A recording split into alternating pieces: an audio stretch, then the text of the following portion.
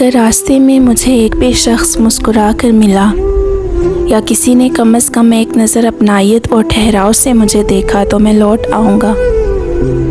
France میں پل سے کود کر خودکشی کرنے والے 41 سالہ رائٹر روڈریگ کیپریو کی آخری تحریر۔ ایک گزارش ہے، ان 2 آیات کو ترجمہ سمیت یاد کر لیں، جب بھی اذان ہو انہیں ذہن میں لے آیا کریں، انشاءاللہ نماز کے عادی ہو جائیں گے۔ تمہیں کیا چیز دوزخ میں لے گئی؟ وہ کہیں گے ہم نماز پڑھنے والوں میں سے نہ تھے۔ انسان کو اگر اندازہ ہو جائے کہ دنیا اسے کتنی جلدی بھول جاتی ہے، وہ کبھی بھی خود کو دنیا کے لیے نہ تھکائے نہ گھلائے۔ پھر یوں ہوا کہ حسرتیں پیروں میں گر پڑیں، پھر میں نے انہیں روند کر قصہ ختم کیا۔ تو کہانی کے پردے میں ہی بھلی لگتی ہے، زندگی تیری حقیقت دیکھی نہیں جاتی۔ نعمت کو ضرورت شکر کی، آزمائش کو صبر کی، گناہ کو استغفار کی۔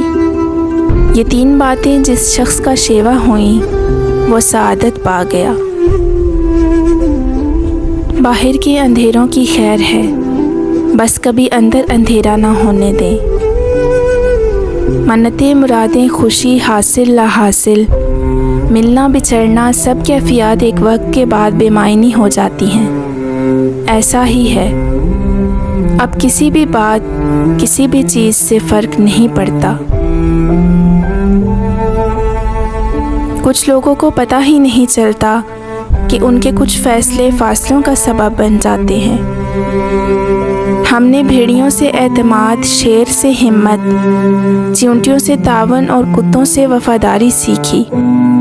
سوال یہ ہے کہ انسان نے انسان سے کیا سیکھا؟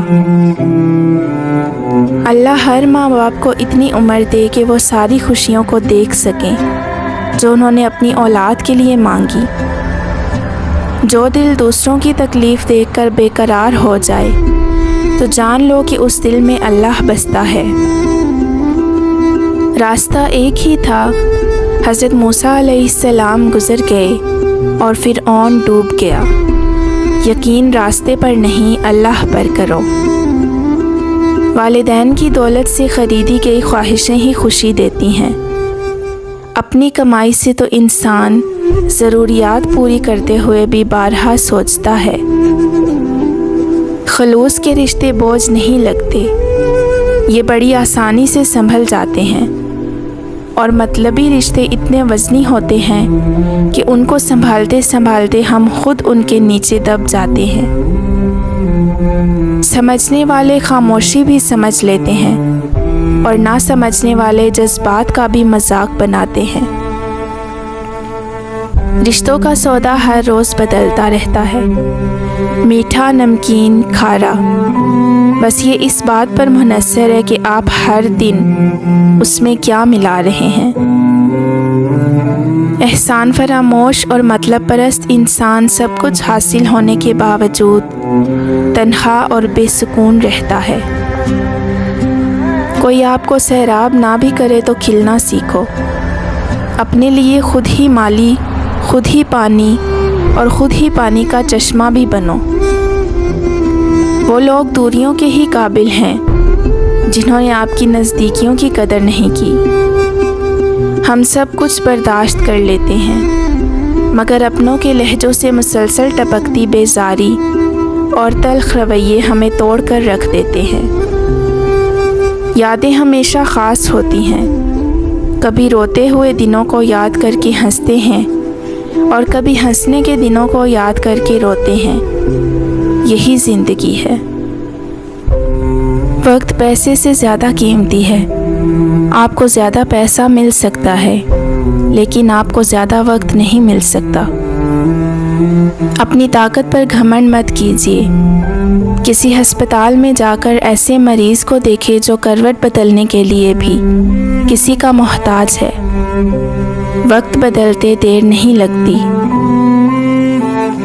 دنیا میں کچھ بھی عجیب نہیں، بس کچھ چیزیں توقع سے زیادہ تکلیف دہ نکل آتی ہیں۔ جب انسان کسی سے ڈرتا ہے تو اس سے دور بھاگتا ہے، لیکن جب وہ اپنے اللہ سے ڈرتا ہے تو اس کے اور زیادہ قریب ہو جاتا ہے۔ لفظ لکھنے پڑھنے سے کچھ نہیں ہوتا، الفاظ کی شدت انہیں پر اثر بناتی ہے۔ 3 چیزیں کبھی نہیں ٹھکراؤ: خلوص، تحفہ اور محبت۔ بعض واقعات آپ کی زندگی کے سپورٹنگ کریکٹر ہوتے ہیں۔ یہ واقعات طے کرتے ہیں، یا پھر یوں کہہ لیں کہ رہنمائی کرتے ہیں، آخر آپ کو جانا کہاں ہے۔ میں نے سمندر سے سیکھا ہے جینے کا سلیقہ، چپ چاپ سے رہنا اور اپنی موج میں بہنا۔ الفاظ تو سب سمجھ لیتے ہیں صاحب، مزہ تو تب ہے کہ کوئی خاموشیاں بھی سمجھے۔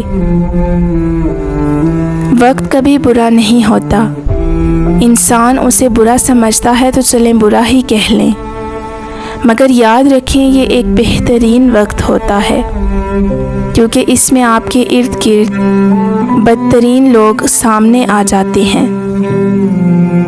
زندگی میں اپنے دل کی بہت سی باتیں دل میں ہی رہ جاتی ہیں، ہم کسی سے نہیں کر پاتے، کیونکہ وہ ہمارے معیار کا سننے والا نہیں ملتا۔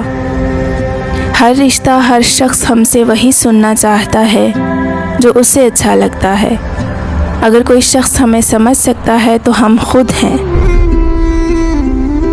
یاد کرنا اور یاد آنا 2 الگ باتیں ہیں۔ میں یاد ان کو کرتی ہوں جو میرے اپنے ہیں، اور میں یاد ان کو آتی ہوں جو مجھے اپنا سمجھتے ہیں۔ بعض اوقات ان لوگوں کے ساتھ بھی ہنسنا، مسکرانا اور جینا پڑتا ہے جن کا انداز گفتگو طنزیہ ہوتا ہے، اور جو ہماری پیٹھ پیچھے ہماری صرف اور صرف برائیاں ہی کرتے ہیں۔ یہی دنیا کی حقیقت ہے۔ آنکھوں کا دیکھنا حقیقت میں دیکھنا نہیں، کیونکہ آنکھیں کبھی اپنے اشخاص سے غلط بیان بھی کر جاتی ہیں، مگر عقل اس شخص کو جو اس سے نصیحت چاہے کبھی فریب نہیں دیتی۔ جو لوگ مثبت انداز میں سوچتے ہیں وہی زندگی میں کامیاب رہتے ہیں۔ ایسا نہیں کہ ان کے راستے میں ناکامیاں بالکل نہیں آتی، بلکہ اصل بات یہ ہے کہ وہ اپنی ناکامیوں پر دل برداشتہ ہو کر ہمت نہیں ہارتے، اور نہ ہی کسی دوسرے کو ان کے لیے مورد الزام ٹھہراتے ہیں۔ اس کی بجائے وہ اپنی کوشش جاری رکھتے ہیں اور بالآخر اپنی منزل تک پہنچنے میں کامیاب ہو جاتے ہیں۔ ہدایت بندوق کی گولی نہیں ہوتی جسے دوسروں کو نشانہ بنایا جائے، یہ روشنی ہوتی ہے جو دل سے پھوٹتی ہے اور سب سے پہلے ہمارے اپنے وجود کو منور کرتی ہے۔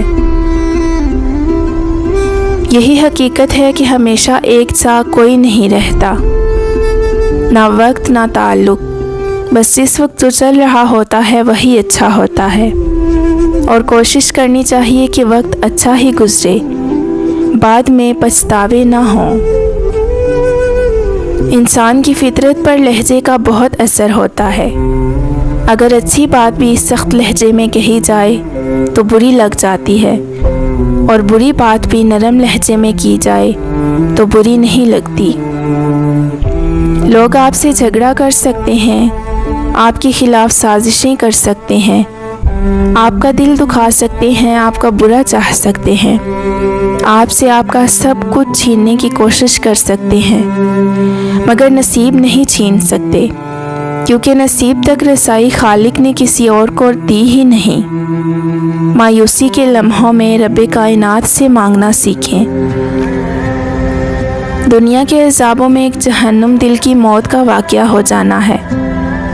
قلب کا مردہ ہونا بسبب فواحش کی کثرت، بد نظری کا مسلسل معمول دل کے لیے زہر کی مانند ہے۔